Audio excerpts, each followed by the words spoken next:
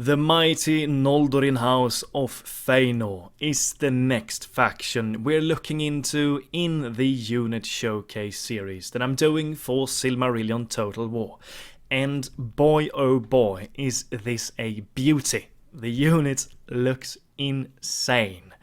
And soon you are going to see them. One thing to note, this is a test patch. You won't be able to play the Fëanorian faction the way I am currently. They don't look like this in the current version that is out there for the public. This is only a test patch, but this is how the faction will look like in the next version of the game. So now you know, so you don't need to wonder why aren't your Fëanorian troops looking like this. They will look like this in the future, in the next version. And the House of Fëanor, of course, located at the hill of Himring in a fortress there. And your current faction leader as well is the eldest son of Fëanor, Maedhros. So, cannot wait to play as the Fëanorian elves and all of the sons. Use them in combat. It's gonna make such a great campaign to play this nation. Absolutely, it is. You do have some humans in your roster as well. You have some men from the House of Beor, and they can fill a few roles for you. And one thing that I need to say as well, I'm so used to divide and conquer. So, for example, if a unit has 17 defense and an 8 attack, and is a spear unit in this mod, it's not that great of a unit. In Divide and Conquer, it would be a reasonable, decent spear unit, but in this mod, 17 defense and 8 attack is not that great. It's pretty weak. I need to remember that myself. I'm so used to DAC, so that's just how it is. I need to try and better myself in that department. But let's not wait. Let's take a look at the first unit. But before we do it, let's take a look at the commander of this army. Look at the commander. Look at the mail there. Look at the armor. It looks insane. Look at the mantle. Oh lord, this is a good looking faction. Let's take a look at the first unit, which is a human unit as well. Stalkers of Thargelion. Let's take a look at this unit.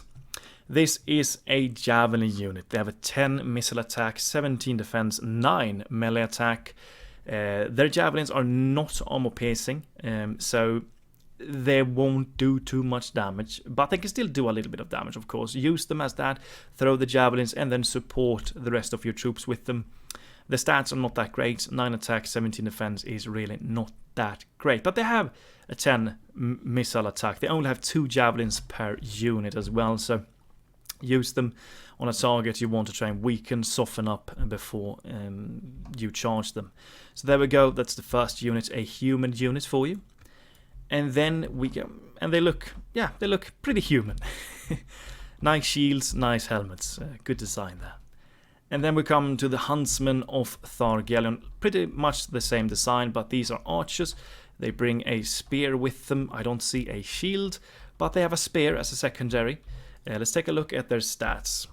6 melee attack, 10 defense. They are going to fall so easily in melee combat. They have a 4 missile attack.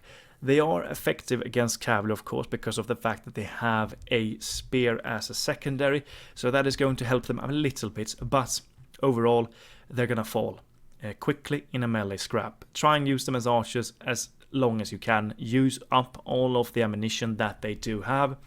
And then later send them into combat, and maybe not even that. If you're winning the battle, don't send them in. You don't need to. But if you're having a tough time, they can fill a gap. They can plug a gap. They can try and tie up a difficult elite unit and just be a meat shield for you, basically. So there we go. Those are your weakest units. These 2 human units from the House of Beor. And then we have 2 more human units, which is a bit better, a bit stronger in melee, and we also have another javelin. Let's take a look at the spear unit. I love the red, the chainmail here, and the red. It's looking really great. Look at those shields. I love the red design there. The color scheme of the House of Fëanor is insane. It's so good looking. Shield Bearers of Hellevorn. Let's take a look at their stats. 5 attack, 23 in defense, and once again, I need to remember now, 23 in total defense is not too powerful in this mod, because the stats are overall higher. So this is a mediocre spear unit. But one thing that is going to help them a lot is the fact that they can make a shield wall. That's going to make their staying power a lot better. So try and plug a gap with them, use the shield wall, and they should be able to hold the line for quite some time. They won't get too many kills, but they should be able to hold that line for you. So these units, even though the stats are maybe not the best in the world, should be pretty useful. Every spear unit that can make a shield wall is useful in terms of defense. So yeah, a good looking unit as well. And then we have the Rangers of Helleborn. This is a sword and shield unit and an effective against armor javelin unit. So 7 attack, 20 defense, not the best unit in the world in terms of melee stats. Mediocre, but they have an armor-piercing missile, so try and throw these javelins against a high priority target, maybe something very well armored, something that you really want to try and weaken.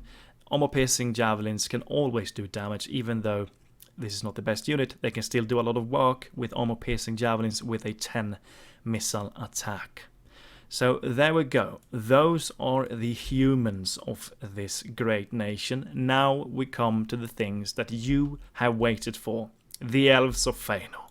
Let's begin with the footmen of Himring, the archers of Himring, and the mounted company of Himring. Let's take a look at the footmen first. The House of Fëanor, this is a very well armored faction. You have some weaknesses, of course. Your strengths are probably your heavy infantry and your heavy cavalry. You have a lot of armor in this nation. You do lack effective melee armor piercing units. You don't have any halberdiers, you don't have any axe charging armor piercing units in the melee department in this faction. You have armor piercing javelins, and maybe, we're gonna take a look at that later, some armor piercing cavalry as well. But here are the footmen of Himring. Good looking unit. I'm going, of course, show you the armor upgrades after I've gone through the stats. This is how they look in the first look without armor upgrades. Let's take a look at their stats as well. We're starting to get up there in terms of stats. They have a 9 attack, 27 total defense, an armor of 10, defense skill of 8, and a 9 shield. So 27 defense, we're getting up there. They're still pretty cheap. 695 gold coins is not too much. They should be able to hold the line pretty well with those stats. 27 defense is nothing to cough at. It's pretty decent in this mod. So we're starting to get up there. A little bit higher than mediocre, I would say, in terms of defense. And a good looking unit. And then we come to the archer unit of the same unit. It's the archers of Himring. They look about the same. They lack a shield, of course. They have an 8 melee attack, they have an 18 total defense, a 5 missile attack, now a bit higher than the human archer that we looked at before. They can use the sharpened stakes. So yeah, these archers are going to do more damage than the first archer, so a better archer, and they're better in melee as well. They do not have a spear though, but you can use them as melee combatants, send them into the thick of it in the melee scrap when they're done with their bows, and they should fare okay. They at least have an 8 attack and an 18 defense, so they're not the weakest melee forces in the world. When they're done with their bow, they can still do some damage with their sword. Good looking unit once again. These elves do look great. And then we come to the mounted company of Himring.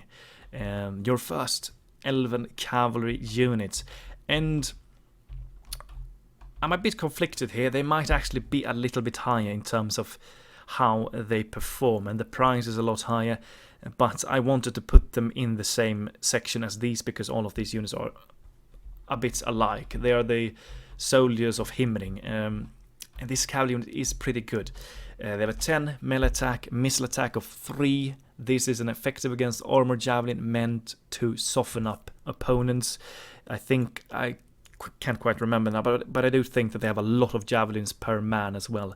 So you can really soften up the enemies with these armor-piercing javelins. The missile attack is not high, but it can still do some work. You can stun your enemies with these javelins, and you can crowd control different troops with them. For example, try and run in circles around the Valorauka with these. Throw some armor-piercing javelins and just run around in circles. Try and lure them away from the battlefield. 26 total defense, pretty high armor values, of course.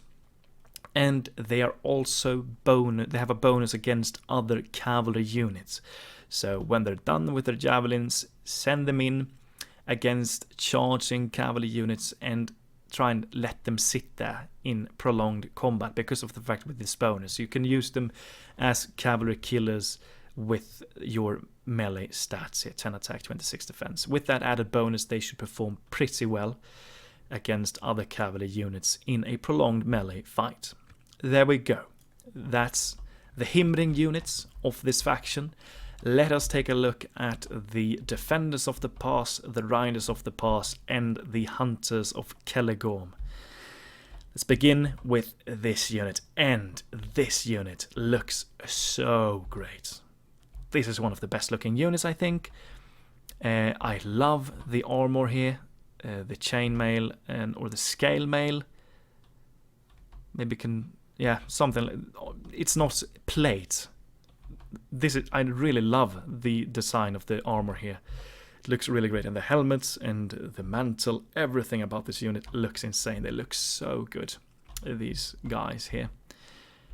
Yeah, they truly do. Let's take a look and see if their stats are really good as well.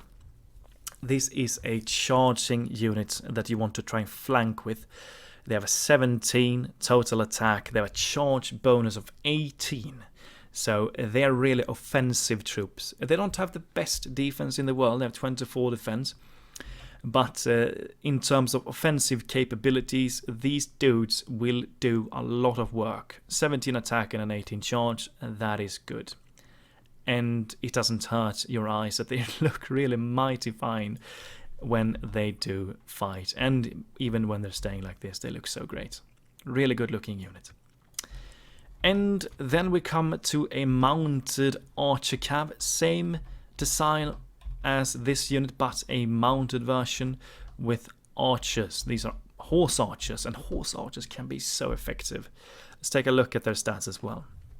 They have a 7 melee attack, a missile attack of 7 as well, 28 in defense. So use up all your missiles.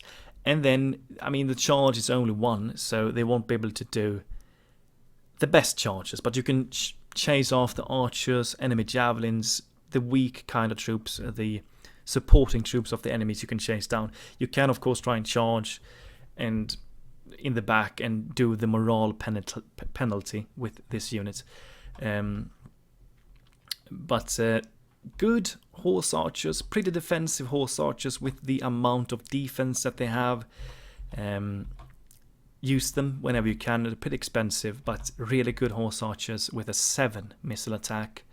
They can perform much damage and even quite a bit of damage in melee as well. And they look really good as well. And we have these charging cavalry. I'm not exactly sure if this should be in this tier. It might be a bit higher up here. Let's take a look at the unit nonetheless. They have about the same design, a bit of a difference here. Wielding shields and a lance. So this is your charging unit. Look at the horse. Look at the guys riding the horses. Oh lord, look at the shields as well. They look so cool. It's insane. I cannot wait to play this faction in a campaign. They look so flipping good. Let's take a look at their stats as well. This is really a powerful unit. 8 attack, 20 charge. They have a 30. Well, I would actually put them a bit high. I would probably put them in this tier. Over here, I would put them. Not in this. So they're not in this tier. I would put them here, over there instead. But let's forget about that. The stats. 8 attack, charge of 20, 31 defense. They are effective against armor as well. So here we have one of your first effective against armor units. Really solid charging cavalry. Absolutely they are. They can do massive damage with the charge, and they can, with the fact that they're armor piercing, I mean, they're charge them in against the Valorauka and against the dragons, and they should do good damage against those kinds of troops. This is a really, really powerful charging cavalry unit with a 20 charge. That's really good. That can do some serious damage. And of course, I would put them here. Oh, I've started the battle, so yeah, I would put them here. So the next unit in this tier is the Accursed of Alqualonde. These are kinslaying elves, and they look mighty fine as well. Look at these units. I'm gonna try and hold still here so that you can see the absolute beauty that is this unit. These are kinslayers. These are the kinslaying elves of Fëanor. Take a look at this little description here and read it if you want. These elves are not afraid to cut down any elves that might be holding a Silmaril. They will fight for the oath, whatever might come their way. They're just, yeah, these are the kinslaying elves, and oh, so amazing, so badass. Well, their act is not badass, of course, but I mean, this unit is really good. Once again, about the same stats as this unit. They have an 18 attack, a 19 charge, and a 25 defense. Let's compare the stats with this unit: 17, 18, 24. So everything, the attack, the charge, and the defense is higher. But one thing that we cannot miss that makes this unit so quite a bit better is the fact that they frighten nearby enemy units. That is really great, because when you charge with them, you can probably, if you're fighting the forces of Angband, you might just break the units that you charge. So that is something to bear in mind. The frighten nearby enemy is really, really good. And we do not stop at that, because this unit has a hidden bonus as well. They actually boost the morale of the troops that is near them. It doesn't say it here, but it says that in the menu when you pick them. 25-meter radius, I think it was, and they boost the morale of the troops that is near them. That is also really good. If you have troops fighting beside these units, you should be able to handle morale shocks a bit better. Once again, a glorious unit and a mighty fine looking unit. Such a good faction. I cannot wait to show you this cavalry unit here. It's looking insane. And this unit as well. And then we come to the Uber tier troops. And over here we're going to begin with the melee units. The Otorn Maitimo. And once again, absolutely gorgeous design on these units. Look at the armor. Look at the red coupled with the silver there. Look at this. It looks like they're representing the Silmarils maybe on the chest there. Take a look at the back of the unit as well. I mean, yes. Give it to me. Give it to me. I want it all. This is such a wonderful unit. And their stats are pretty good as well. Low in numbers, but their stats makes up for it. Attack of 16, a 39 defense, so a really heavily armored unit here. They will have a 4 charge, but they're meant to be in the thick of it, plowing through everything. That's what they're meant to do. And this unit also has a hidden bonus, giving morale to all the troops that fights near them. And they have an even greater area of effect than this Accursed of Alqualonde unit has. So I think this unit has 40 or 50 meters range for the morale boost, and this one has like 20 meters. So this is even better. Use them in the thick of it, and they should plow a hole through the enemy lines. That's how good they are. And they look insane as well. And then we come to probably my favorite looking units in this entire roster. We have the Roqueni Magloro, the elite cavalry unit of Fëanor. Look at that horse, first of all. Look at that horse. Look at the design of the horse. It looks so great. Look at the guy sitting on top of the horse. Look at the shields. Look at the helmet. Look at the mace they're wielding. I mean, yes. This is exactly what I want to see in the faction of Fëanor. They look insane. And their stats are pretty good as well. Let's take a look at them. 13 attack, 35 defense. They have a 2 charge bonus. The charge is not that great, but let me tell you, this is a heavy cavalry unit. Even though they have a charge of 2, I've actually tested them.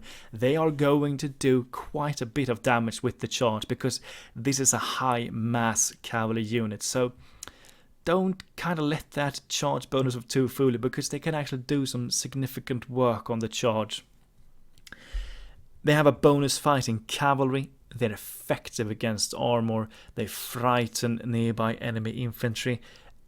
Yeah, they're gonna kill everything that is mounted that they're facing. Any cavalry.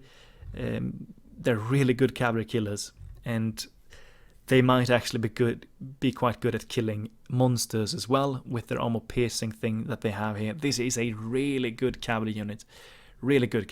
And they also boost the morale of the troops that fights near them, and they look so incredibly good. I'm gonna scroll this down for you if you want to read it. There we go. Look at this cavalry unit. Yes, I want to use them. I want an army of these cavalry units just to plow through the enemy with these. That is the units of the faction of Fëanor. A good looking roster, to say the least. We are also going to take a quick little look at the catapults here and the ballistas. You do get the regular ballista, that's their stats. I've gone through these stats before. You're getting the footmen of Himring as the ballista wielder, so you're getting this unit as the ballista wielder. So a pretty solid unit for using the siege weapons. You're getting the ballista, 15 attack, 6 attack versus building, 27 defense. That's of course the units. And you do get the scorpions as well. They can also do a bit of damage against melee forces and infantry. And you also of course get the catapult and then the trebuchet. So there we go. That is the units of this beautiful roster. I'm so thankful to the Silmarillion team for this roster. It looks insane. Thank you for making them look so great. I'm going now to show you the armor upgrades of the different troops in this roster. So these are the units that are getting a visual upgrade. There are other units that can get the armor upgrade in this roster, but these are the ones that do get a visual upgrade. Let's begin with this human unit, Shield Bearers of Helleborn. This is how they look regularly, and this is how they look upgraded. They do get some extra armor on the chest there. That's about it. That's what they're getting. A few extra protections in the chest area. The brown here, that's what they're getting. So that's the visual upgrade on those troops. Let's take a look at the footmen of Himring. This is how they look the standard way without upgrades. And this is how they look when they have been upgraded. They look so great. Look at the armor here. It looks really cool. I love the design of this unit as well. They look insane. Look at that. We have the officer. Looks insane as well. So this is how they look when they have been upgraded. They can actually upgrade to silver, but I think they're looking about the same in silver upgrade. Yeah, it looks to be about the same look here. This is how they look from behind. Really solid, really cool. And let's take a look at the archers. We just saw them. These are the archers of Himring. They look about the same as the infantry. And this is how they look when they've been upgraded. So they look about the same as the footmen of Himring, these units here. They look really good, cool. Really cool. And the same with the mounted company of Himring. They standard look like this. And they're getting the more plated look with this. These Himring troops do get the same look when they upgrade. So that's them. That's the forces of Himring. And then we do have a visual upgrade on the defenders of the past. This is how they look without being upgraded. And this is how they look when they have been upgraded. So they do get some extra armor on the shoulders there. I think that is about it. They're getting some extra shoulder armor. That's about it. So those are the armor upgrades of the Fëanorian faction. Pretty cool. I do like the upgrades on the Himring troops the most, I think. So there we go. And there we have it. The House of Fëanor in all its glory, fighting some Balrogs, some trolls of Gothmog here. They are duking it out with Angband. The accursed of Alqualonda are going through here, fighting some wretches of Angband. And over here we have some defenders of the pass and footmen of Himring duking it out with some of the forces from Angband as well. I'm not entirely sure yet which faction I'm gonna do in the next video. I'm gonna let the Silmarillion team decide what they want to see me do. I really wanted to get the House of Fëanor out there though, because I really wanted to show the upgrades of and the new look of this faction that isn't playable yet, but it will be playable. And yeah, they just look so good. I cannot wait to play this faction in a campaign map. It's going to be a glorious experience. Look at the horses here, the Roqueni Maglor just plowing through, destroying these trolls with ease with their armor-piercing maces that they wield. Thank you for watching. I hope that you enjoyed the video. I'll see you guys in the next one. Have a beautiful day. Goodbye to you all.